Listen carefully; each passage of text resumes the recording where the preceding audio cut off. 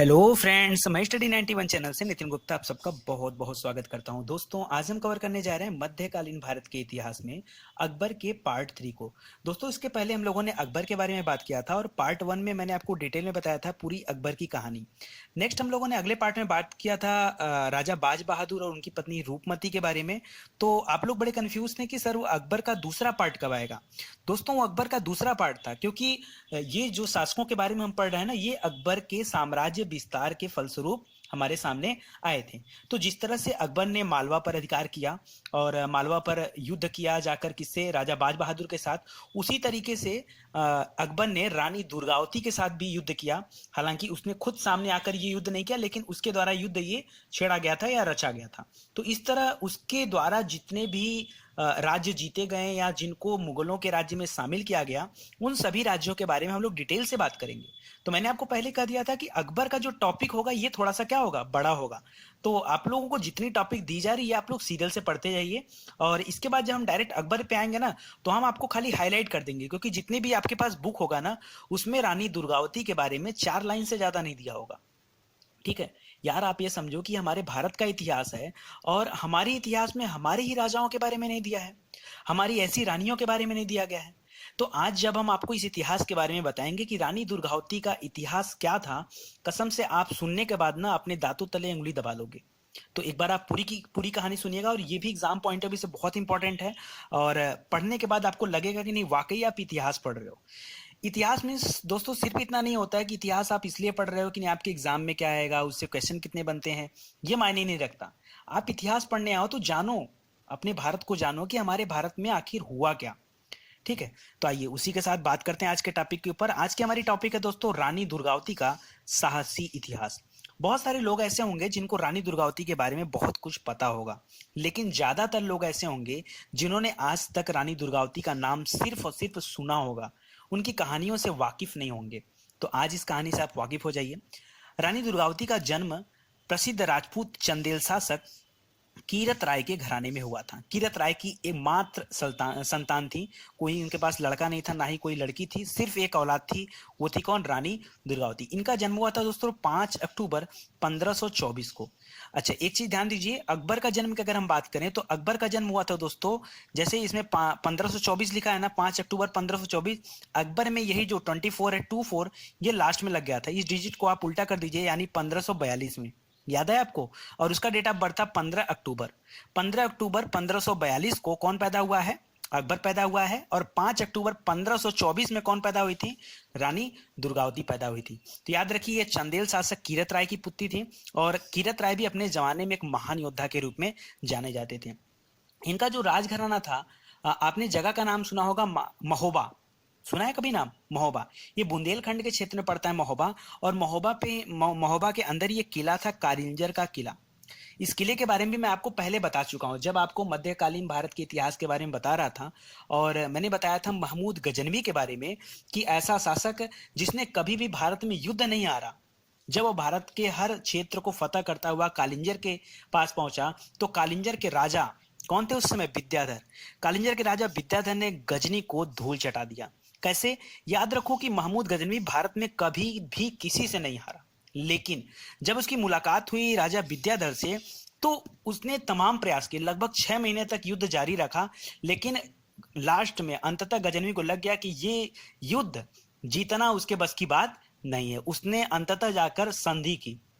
भारत में महमूद गजनवी के द्वारा एकमात्र संधि की गई, किसके द्वारा की गई? तो याद रखिए, राजा विद्याधर के साथ की गई। और ये विद्याधर किस राज्य से बिलोंग करते थे? तो भी महोबा के कालिंजर किले से ही बिलोंग करते थे।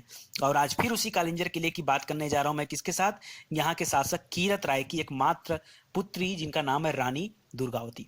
ठीक है, आगे देखिए। महोबा के राठ गांव में, राठ एक गांव है महोबा का, उस राठ गांव में 1524 को दुर्गा अष्टमी के दिन इनका जन्म हुआ था। इसी वजह से इनका नाम रखा गया था दुर्गावती। ठीक है, तो कई बार आप ये भी ध्यान रखिएगा कि दुर्गावती इनका नाम क्यों पड़ा।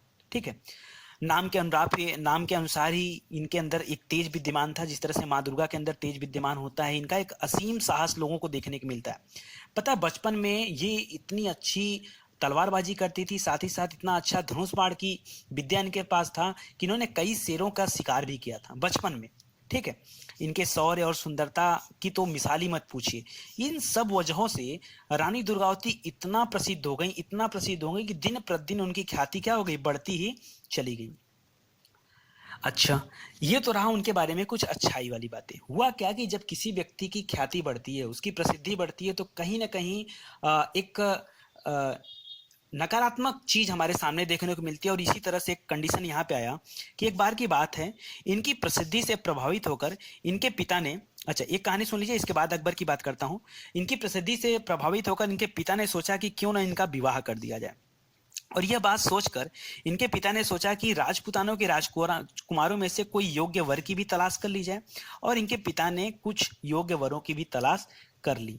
लेकिन हुआ क्या कि रानी दुर्गावती एक अलग ही व्यक्ति से प्यार करती थी, जिनका नाम था गोंडवाना के राजकुमार दलपति शाह। उस व्यक्ति का नाम क्या था, गोंडवाना के राजपूत थे वो, और उनका नाम था दलपति शाह। इनके पिताजी चाहते थे कि किसी अन्य राजपूत से हो, जबकि रानी दुर्गावती चाहती थी कि उनका विवाह किससे हो, दलपति शाह से हो। हुआ क्या, यहाँ पे तो लव मैरिज की वजह से पापा मान नहीं रहे थे। तो अब अगली कंडीशन क्या होगी, अगली कंडीशन ये होती है कि रानी दुर्गावती ने जब अपने पिता के सामने इस शादी का प्रस्ताव रखा, तो उनके पिता ने डायरेक्ट इस शादी के बारे में मना कर दिया कि उनको यह विवाह नहीं करना है। फिर क्या था, फिर रानी दुर्गावती मानी नहीं। इसके अलावा दलपत शाह भी चाहने लगा था, मन ही मन उनको भी प्यार हो गया था रानी दुर्गावती से। क्यों, क्योंकि रानी दुर्गावती जो थी बचपन से सुंदर तो थी ही, इसके साथ साथ उनके अंदर एक असीम तेज और साहस था। उस साहस का दीवाना था कौन, दलपति शाह। तो उसको भी मन ही मन प्यार हो गया था, और वो भी चाहता था कि उसका विवाह किससे हो जाए, रानी दुर्गावती से हो जाए। जब दलपत शाह ने अपने विवाह का प्रस्ताव उनके पिता के सामने रखा, तो उनके पिता ने इस प्रस्ताव को ठुकरा दिया। एक अंततः एक कंडीशन बनी कि उनके पिता के साथ दलपत शाह को एक युद्ध भी लड़ना पड़ा। उस युद्ध के दौरान दलपत शाह जीत जाते हैं और रानी दुर्गावती के पिता की हार हो जाती है। उस हार के फलस्वरूप क्या हो जाता है, रानी दुर्गावती का विवाह किसके साथ करना पड़ता है, दलपत शाह के साथ करना पड़ता है। अच्छा चलो, एट लास्ट क्या हुआ, एट लास्ट ये हुआ कि रानी दुर्गावती का विवाह बिल्कुल आराम से हो गया। और किसके साथ हो गया, तो दलपत शाह के साथ हो गया। दलपत शाह राजा कहाँ का था, तो याद रखिए गोंडवाना का राजा था। ओके, गोंडवाना का राजा था। तो ये सारी बातें मैंने आपको बता दिया। ये दलपत शाह है, महोबा के राजा थे, इनकी जीत हुई, इनकी हार हुई, ठीक है। कुल कंडीशन सेटिस्फाइड हो गया, विवाह हो गया। इसके बाद क्या, रानी दुर्गावती अपने पति के साथ अपने गढ़मंडल चली गई और वहां सुखपूर्वक जाके निवास करने लगी। इसी बीच एक दुख की घड़ी आई, और दुख की घड़ी में क्या हुआ कि रानी दुर्गावती के पिता की मृत्यु हो गई। उनके मृत्यु होने की वजह से कालिंजर और महोबा पर किसका अधिकार हो गया, अकबर का अधिकार हो गया। क्यों, क्योंकि वजह यह था दोस्तों कि जो दिल्ली सल्तनत पे बैठा मुगल शासक अकबर था, वो जानता था कि कालिंजर जो है कि अभी किसके अंडर में है। अभी उस समय तक तो कीरत राय के अंडर में था, लेकिन कीरत राय का कोई अपना संतान नहीं था, कोई अपना पुत्र नहीं था कि जो आगे उनका उत्तराधिकारी बन सके। तो इनकी मृत्यु के बाद उसका पूरी निगाह लगी थी कि इस कालिंजर किले को अपने अंडर में ले लेना है। और इनकी मृत्यु के बाद कालिंजर और महोबा पर कौन अधिकार कर लिया, अकबर ने अधिकार कर लिया। विवाह के एक वर्ष पश्चात रानी दुर्गावती का एक पुत्र भी पैदा हुआ, जिसका नाम रखा गया वीर नारायण। पुत्र पैदा हुआ एकदम पूरे समाज में, उस गढ़मंडल में और पूरे के पूरे क्षेत्र में, गोंडवाना क्षेत्र में बड़ा धूमधाम से उसका विजयोत्सव दिन मनाया गया, मतलब बचपन का दिन मनाया गया, ठीक है। जब ये 3 साल का वीर नारायण हुआ, तो हुआ क्या कि उसके पिता की मृत्यु हो गई, मतलब कि दलपति शाह की मृत्यु हो गई। अब ऐसी दुख भरी घड़ी में रानी दुर्गावती अपने आप को संभाल नहीं पा रही थी कि आखिर उनके साथ भगवान ऐसा क्यों कर रहे हैं। कुछ ही समय पहले उनके पिता की मृत्यु हो गई थी, कुछ समय बाद उनके पति की भी मृत्यु होगी। अब राज्य का पूरा कार्यभार भी किसके ऊपर आ टिका, रानी दुर्गावती के ऊपर आ टिका। लेकिन दुर्गावती के ऊपर पहाड़ तो टूट ही चुका था, लेकिन उन्होंने बड़े धैर्य और साहस के साथ इस काम को किया, इस दुख को सहन किया, और एक राजा के तौर पर अपने पुत्र वीर नारायण को बैठाया। हालांकि वीर नारायण क्या था, वयस्क हुआ नहीं था, ठीक है। तो उसकी संरक्षिका के रूप में कौन बैठ गई, रानी दुर्गावती ने शासन किया। तो रानी दुर्गावती कभी डायरेक्ट रानी बन के अपना शासन नहीं चलाया, उन्होंने वीर नारायण की संरक्षिका बन के उस शासन को चलाया है। इनका एक मंत्री था जिसका नाम था आधार सिंह। आगे चल के आधार सिंह के नाम पर एक आधार ताल का भी निर्माण इन्होंने कराया, ठीक है। तो मैं आपको आगे बताऊंगा, और याद रखिएगा, इनका मंत्री था आधार सिंह। साम्राज्य का राजकाज रानी साहिबा खुद देखती थी, और प्रजा के दुख सुख का वो बराबर ध्यान रखती थी। कहा जाता है दोस्तों, अकबर का अकबर के दरबार में एक इतिहासकार था जिसने लिखा था अकबरनामा, अबुल फजल ने, ठीक है। तो अकबरनामा जिसने लिखा था, उस अकबरनामा में इस बात को कहा गया कि जो इनका राज्य गोंडवाना था वो इतना सुख समृद्धि वाला राज था कि वहां की प्रजा लगान का भुगतान हाथी, घोड़ों और हीरे जवाहरात में किया करती थी। सोच सकते हो आप, कहाँ लगान को प्रजा से वसूला जाता है और कहाँ ऐसी कंडीशन थी कि लगान का पेमेंट, टैक्स का पेमेंट वो किस रूप में करते थे, हाथी घोड़े देकर करते थे। और महारानी के पास लगभग 1400 हाथियों का एक झुंड हो गया था, ठीक है। उन हाथियों से रानी ने एक छोटी सी फौज भी बना ली थी, अपनी एक अस्थाई सेना का निर्माण भी कर लिया था। तो रानी ऐसा नहीं कि सिर्फ राजकाज में बिजी थी, राजकाज के अलावा बराबर वो प्रजा का दुख सुख पे ध्यान देती थी और राज्य को कितने अच्छे तरीके से चलाया जाए इस पर भी उनका बराबर ध्यान था। उनकी वीरता, उनकी उदारता, उनकी चतुराई, उनकी राजनीतिक एकता, इन सब की वजह से उनके ख्याति में दिन प्रतिदिन वृद्धि होती चली गई। एक दिन की बात है, इस वृद्धि के बारे में किसको पता चला? अकबर को पता चला, ठीक है। उससे पहले मैं बता दूं, पिछले वाली वीडियो मैंने जब आपको बाज बहादुर के बारे में बताया था, तो पता है बाज बहादुर ने अपने साम्राज्य का विस्तार करने के लिए रानी दुर्गावती पर भी हमला किया था, लेकिन उस हमले का उसको कोई लाभ नहीं हुआ। रानी दुर्गावती ने बड़ी बुरी तरीके से बाज बहादुर को पराजित किया। बाज बहादुर उतना सुनने पे भी माना नहीं, अगले बार फिर से युद्ध करने आया, फिर से रानी दुर्गावती ने पराजित किया। इस वजह से बाज बहादुर के समझ में आ गया कि अब मुझे युद्ध नहीं करना चाहिए। इसके बाद उसने क्या किया, साम्राज्य विस्तार की नीति छोड़ दी। अच्छा, युद्ध करने रानी दुर्गावती के पास ही क्यों आया था? उसके माइंड में यह था कि रानी दुर्गावती तो एक महिला है, रानी दुर्गावती तो एक महिला है और एक महिला को हराना यार चुटकी के बस की बात है। लेकिन ऐसा नहीं था, ठीक है। रानी दुर्गावती ने लगातार उसे 2 बार हराया, जिसके बाद से उसने युद्ध करना ही त्याग दिया और नाचने गाने में मस्त हो गया, ठीक है। उसकी अपनी गर्लफ्रेंड थी, वो तो आपको पता ही है, ठीक है। तो उनके साथ वो प्यार में मग्न हो गया। इधर क्या होता है, गोंडवाना राज धीरे धीरे शक्तिशाली एवं संपन्न होने लगा। क्यों भाई? इतनी अच्छी मात्रा में लगान आ रही थी, प्रजा सुखी थी, उनकी अस्थायी सेना हो चुकी थी, तो शक्तिशाली के साथ साथ वो संपन्न राज्यों में भी गिना जाने लगा। अगल बगल के जो राज्य थे सब में इसकी तारीफें बढ़ने लगी और लोग रानी दुर्गावती से वाकिफ हो चुके थे कि एक महिला के द्वारा इतना अच्छा शासन भी चलाया जा सकता है। इस प्रकार से रानी दुर्गावती की योग्यता एवं वीरता की प्रशंसा अकबर ने सुनी। घूम फिर के बात अल्टीमेटली कहां जा पहुंची? अकबर के पास जा पहुंची। इतना सुनते ही अकबर के मन में क्या आ गया? लालच आ गया। उसके बाद क्या? उसके बाद उसके मन में एक तो ऐसे ही वो हरम दल का पेशेंट था, मैंने बता दिया आपको, पिछले वीडियो में बताया था। उनको पता है, ये मुझे समझ में नहीं आता आजकल के इतिहास में व्यक्ति को जो होता है वो प्रेजेंट करना चाहिए, लेकिन हमारे इतिहासकारों ने व्यक्ति को ऐसा प्रेजेंट किया है जो कि इतिहास में था ही नहीं, जो कि इतिहास में था ही नहीं। जब आप बहुत डीप जाके स्टडी करोगे तो ये सारी चीजें आपको पता चलेगी। अकबर के मन में लालच आया। अकबर ने अपने सूबेदार आसफ खां को आज्ञा दिया कि तुम जाओ और गोंडवाना पर चढ़ाई कर दो। अच्छा, एक बात बताओ, अकबर को ऐसा करने की क्या जरूरत थी? आप ही बताओ।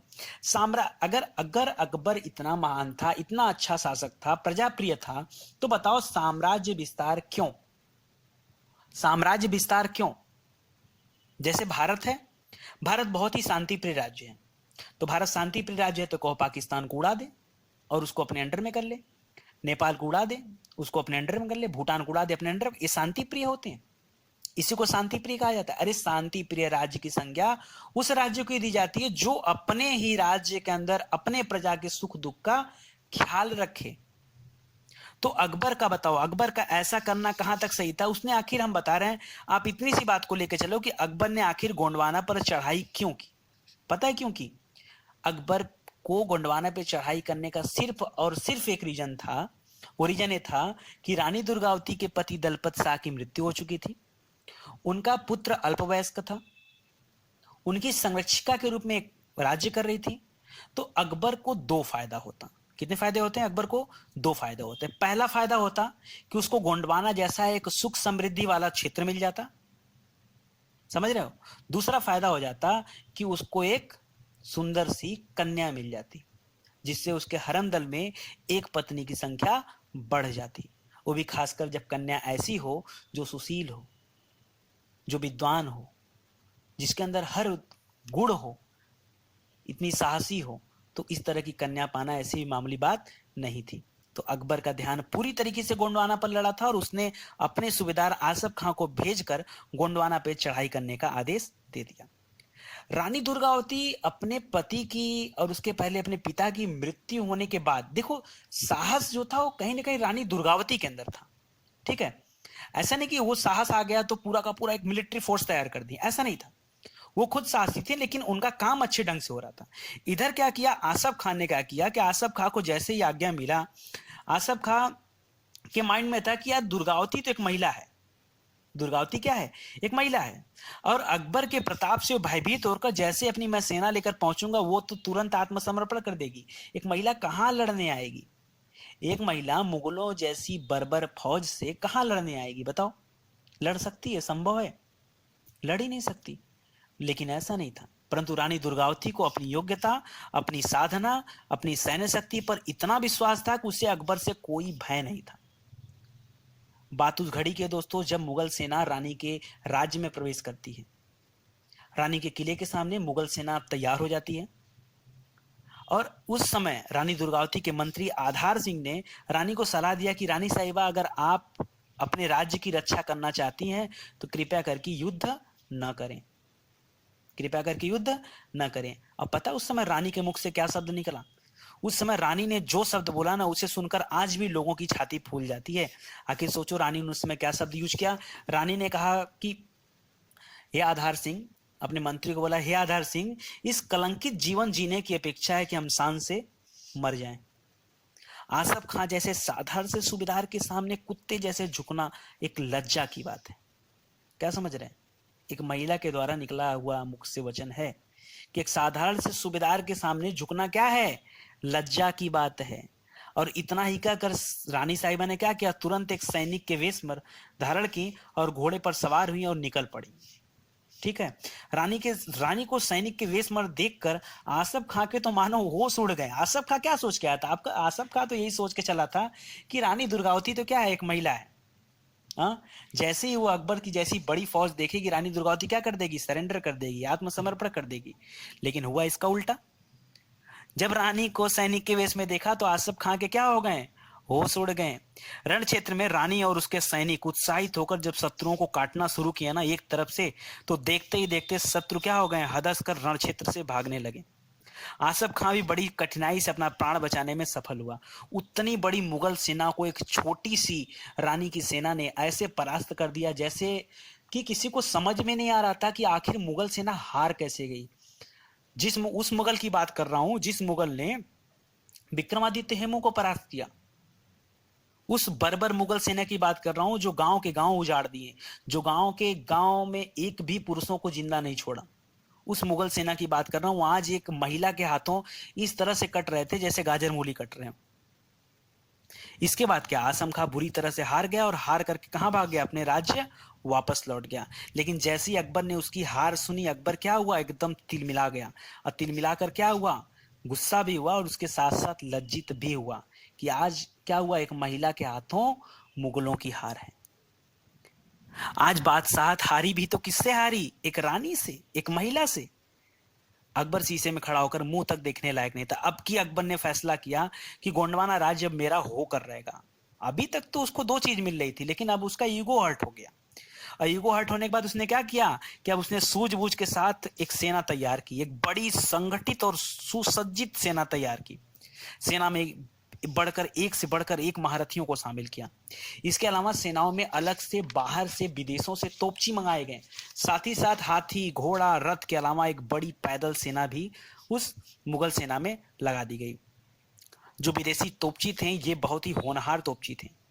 युद्ध के मैदान के लिए विशेष रूप से चक्रव्यूह की रचना की गई कि इस बार क्या करना है, पूरा का पूरा गोंडवाना उजाड़ देना है और रानी दुर्गावती के तो इतने टुकड़े करना है कि कोई गिन ना पाए। ठीक है, तो ये सारी चीजें थी, तो व्यूह रचना ये तैयार की गई। अब की बार अकबर की सेना को पहले की अपेक्षा अधिक संगठित और सुसज्जित किया गया था, क्योंकि अन्य बड़े जो राज्य थे उनकी निगाह कहाँ लगी थी, दिल्ली सल्तनत पर लगी थी।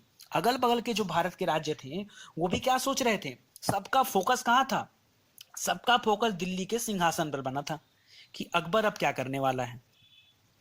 अकबर की पहली हार ने पूरे दुनिया के सामने उसका नाक कटा दिया था, उसका सर झुका दिया था। तो अकबर अब गलती नहीं करना चाहता था और अब क्या किया उसने, एकदम स्टैंडर्ड तरीके से अपनी सेना को गठित कर लिया। मुगलों की एक हार ने तो मुगलों की नाक कटवा ही दी थी, अतः अकबर के आदेश पर सेना पुनः रवाना हुई।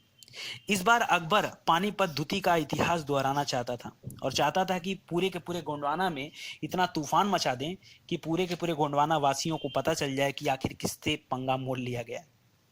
इतनी सुसज्जित सेना एवं व्यूह रचना देखकर रानी दुर्गावती के मंत्री आधार सिंह ने दांतों तले उंगलियां दबा ली और उन्होंने कहा कि इस बार तो इस व्यू को तोड़ना मुश्किल ही नहीं रानी साहिबा, ये नामुमकिन भी है। मुश्किल भी नहीं, नामुमकिन भी है। रानी ने ना आओ देखा न ताओ, और हाथी पर सवार रानी ने अपने आप एक सेना लेकर निकल पड़ी। पता है, जिस समय यह कंडीशन रानी के सामने आई, रानी कुछ सोच पाती, कुछ समझ पाती, इसके पहले ही रानी के बस दिमाग में एक बात आया। उसने ना अपनी सेना को कुछ कहा, ना अपने मंत्री को कुछ कहा, वो सिर्फ एक हाथी पर तैयार हुई, दोनों हाथों में भाला ली और अकेले ही उस युद्ध के मैदान में कूद पड़ी। जब रानी ने पहला कदम बढ़ाया युद्ध में, तो पता पीछे खड़ी उनकी सेनाओं के दिमाग में क्या आया? उनके दिमाग में आया कि एक महिला होते हुए रानी साहिबा अकेले इस युद्ध को लड़ने जा रही हैं। यार, हम तो मर्द हैं, अगर हम रानी साहिबा का साथ न दें तो चुल्लू भर पानी में डूब मरना इससे अच्छा होगा। रानी साहिबा अपनी सेना अपनी आगे बढ़ी, अब पीछे पीछे सेना भी क्या पड़ी, निकल पड़ी। उनका निशाना सिर्फ और सिर्फ कौन थे पता है? मुगल तोपची थे। क्यों? रीजन था, क्योंकि अगर तोपचियों ने तोप चलाएं तो उनके सेना में ज्यादा लोग मारे जाते हैं। इसलिए रानी साहिबा के दिमाग में बस खाली एक ही चीज था कि हमको मुगल तोपचियों को मारना है, और एक एक करके उसने सभी मुगल तोपचियों के सर क्या कर दिए, धड़ से अलग कर दिए। इस दोबारा युद्ध जो हुआ, इसको देखने का मंजर ही कुछ अलग था। रानी ने अंधाधुंध मुगलों की सेनाओं का सर काटना शुरू किया। शत्रुओं को समझ में नहीं आ रहा था कि इतनी बड़ी सेना लेकर हम कुछ कर क्यों नहीं पा रहे हैं, और अंततः फिर से मुगलों की हार हो गई। ठीक है, दो दो बार मुगलों की हार ने अकबर को इतना शर्मिंदा किया, इतना शर्मिंदा किया कि खुद आसफ खां को इतनी हिम्मत नहीं हो रही थी कि वह इस हार की सूचना अकबर तक पहुंचा दे। हालांकि मुगलों की हार के बाद मुगलों की सेना रफा दफा जरूर हो गई, और इधर क्या हुआ, रानी दुर्गावती अपने राजधानी में विजयोत्सव मना रही थी। उसी बीच उस गढ़मंडल के एक सरदार ने रानी को धोखा दिया और राज्य के सारे भेद आसफ खां को ले जाके दे दिया। आसफ खान ने अचानक तीसरी बार क्या किया, अपनी फौज को घुमा दिया और फिर से गोंडवाना पर हमला कर दिया। अब की रानी के पास कोई चांस नहीं था। रानी ने अपने पुत्र के नेतृत्व, पुत्र का उम्र भी ज्यादा नहीं हुआ था, रानी ने अपने पुत्र के नेतृत्व में एक सेना भेजकर स्वयं एक टुकड़ी का नेतृत्व संभाला। उसी बीच उनका 15 वर्षीय पुत्र युद्ध के दौरान क्या हो गया, घायल होकर घोड़े से गिर गया। रानी सारा मंजर अपनी आंखों से देख रही थी, लेकिन उनके पास इतना समय नहीं था कि वह जाकर अपने पुत्र को बचा सके। इस पर भी रानी विचलित नहीं हुई।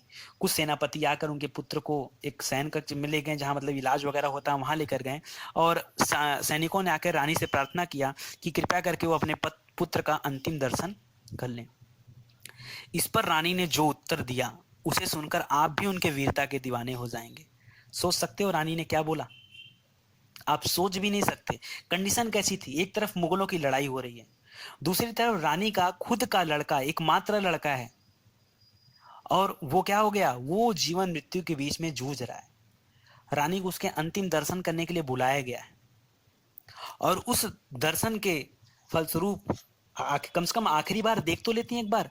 वो अपनी माता को देख लेता, वो अपने पुत्र को देख लेती, लेकिन उनकी इच्छा क्या थी, उन्होंने जो शब्द कहे वो शब्द सुनिए। उन्होंने कहा, यह समय पुत्र से मिलने का नहीं है। मुझे खुशी है कि मेरे पुत्र, वीर पुत्र ने युद्ध भूमि में वीर गति पाई है, अतः उससे कहो कि मैं उससे देवलोक में ही मिलूंगी। समझ रहे हो, आज इस कलयुग में किसी माता के हृदय में इतनी बड़ी शक्ति नहीं है कि वो अपने पुत्र से इस तरह से कह सके। उन्होंने कहा कि उससे कह दो कि उससे मुलाकात कहाँ करूंगी, देवलोक में मुलाकात करूंगी, क्योंकि रानी भी जान चुकी थी कि अब इस युद्ध को जीतना क्या है, मुश्किल है। वीरगति प्राप्त हुए पुत्र के बारे में सोच सोच कर रानी ने दुगने उत्साह से अपने हाथ पैर चलाने शुरू किए और तलवार चलाना शुरू कर दी। उस उत्साह के शब्दों में, जिस उत्साह से वो वार कर रही थी, उस उत्साह के को शब्दों में व्यय करने की ताकत दोस्तों मेरे कलम में नहीं है। मैं नहीं बोल सकता कि आखिर वो कितने उत्साह में दुश्मनों का सर काट रही थी या दुश्मनों को मार रही थी। तभी दुश्मनों का एक बाढ़ आकर रानी की आंख में लगा और दूसरा आकर गर्दन में। रानी समझ गई कि अब तो मृत्यु निश्चित है, अब तो मृत्यु निश्चित है। यह सोचकर कि जीते जी दुश्मनों की पकड़ में ना आ जाऊं, उन्होंने अपनी ही तलवार को अपनी छाती में भोंक लिया और अपनी जीवन लीला समाप्त कर दी। समझ रहे हैं? ये कहानी थी। और बड़ा अफ़सोस होता है दोस्तों कि जब हम इतिहास पढ़ते हैं, तो तमाम सारी इतिहासकार, तमाम सारी किताबें, बहुत अच्छी-अच्छी किताबें मैंने पढ़ी, लेकिन किसी भी किताब में इनका वर्णन ठीक ढंग से नहीं किया गया। बड़ा ग्लानि होता है कि हमारा ही भारत समाज जो है कि अपने ही इतिहास से दूर होता चला जा रहा है। हमारी आने वाली पीढ़ियाँ इन इतिहास को नहीं जान पाएँगी। अगर लोगों ने नहीं बताया, तो इस इतिहास को कैसे जान पाएँगे? तो मुझे खुशी हो रही कि आप स्टडी 91 के थ्रू एक इतिहास को जान रहे हैं, और उम्मीद करता हूं दोस्तों कि ये इतिहास आप जारी रखेंगे, ये इतिहास आप आगे बढ़ाएंगे। दोस्तों, मैं आपको इतिहास पढ़ाते समय किसी भी ऐसे शासक के बारे में कम नहीं बताऊंगा, जिसके बारे में जो चीजें वो मैं आपको फैक्ट ला के दूंगा और आप जानो। ठीक है? 24 जून का वो दिन था 1564 में, जिस दिन रानी ने अपनी जीवन लीला समाप्त की थी। सरकार उस दिन को बाल बलिदान दिवस के रूप में मनाती है। ठीक है? याद रखिएगा। रानी दुर्गावती ने कुल 16 वर्षों तक अच्छे से शासन किया। इन्होंने अपनी दासी के नाम पर एक चेरी ताल का निर्माण कराया, अपने नाम पर रानी ताल का निर्माण कराया, और अपने दीवान आधार सिंह के नाम पर आधार ताल का निर्माण कराया। इसके अलावा रानी ने कई सारे मंदिर, मठ, कुएं, बावड़ी और धर्मशालाओं का भी निर्माण कराया था। इस तरह से दोस्तों ये टॉपिक होता है समाप्त। और इसके बाद अब हम लोग बात करेंगे अकबर के अगले पार्ट पर। और कोशिश करूंगा, मैं ढूंढ रहा हूँ और कुछ मैटर मैं तैयार कर रहा था जयमल और फत्ता के ऊपर। मैंने बहुत सारा वीडियो देखा और बहुत सारी किताबें पढ़ी, लेकिन जयमल और फत्ता के बारे में ठीक ढंग से मैटर मैं नहीं कलेक्ट कर पा रहा हूँ। लेकिन मैं पूरी कोशिश कर रहा हूँ कि अधिक से अधिक मैटर कलेक्ट करके आप लोगों को दूं, ताकि आप जान सको कि ये दो वीर जवान कौन थे, जयमल और फत्ता। इनकी पता है, इनके बारे में थोड़ी सी कहानी आपको बता दूं। जयमल और फत्ता ये दो ऐसे साहसी व्यक्ति थे कि जब ये अकबर ने इन पर युद्ध किया, ठीक है, जब अकबर ने इन पर युद्ध किया, तो दोनों भाई में से एक भाई क्या किया था ना, दूसरे भाई के सर पे बैठ गया था, और दोनों भाई तलवारबाजी कर रहे थे। सोच सकते हो आप, दोनों भाई तलवारबाजी कर रहे थे, ये उनकी हालत थी। अकबर जब इनके बारे में सुना ना, ये लड़ते लड़ते वीरगति को तो प्राप्त हो गए, लेकिन अंततः जब अकबर ने इनके बारे में सुना, तो अकबर के मुंह से भी इनके लिए जो शब्द निकले ना, वो भी एकदम अलग थे। अकबर को लगा कि यार कि वाकई ऐसे साहसी व्यक्ति होते हैं जो धरती पे आम इंसानों की तरह नहीं होते हैं। अकबर ने यही सोचकर इनकी दो मूर्तियां बनवाई अपने किले के पास, अपने किले के द्वार पर जयमल और फत्ता के नाम से दो मूर्तियां बनवाई। तो अभी मैं उसके बारे में कंटेंट ढूंढ रहा हूँ। जैसे ही कंटेंट मिल जाता है, मैं आपको पढ़ाना फिर से शुरू कर दूंगा। और बिल्कुल आप कंफ्यूज मत होइएगा कि ये अकबर का पार्ट नहीं है। जो आप पढ़ते जा रहे हो, ये सभी के सभी अकबर के पार्ट में ही है। बशर्ते अकबर ने एक एक करके युद्ध लड़ाया, तो मैं एक एक युद्ध को डिटेल में पढ़ा रहा हूँ। ठीक है? तो इस तरह से आप तैयार रहिएगा दोस्तों। बहुत बहुत धन्यवाद। अगर आपके वीडियो पे ऐड आता है, तो प्लीज़ उस ऐड को पूरा क्लिक करिएगा, ऐड को स्किप मत करिएगा। ठीक है? और अगर आपको वीडियो अच्छा लगा दोस्तों, तो प्लीज़ वीडियो को शेयर जरूर से करिए। धन्यवाद। Thank you so much.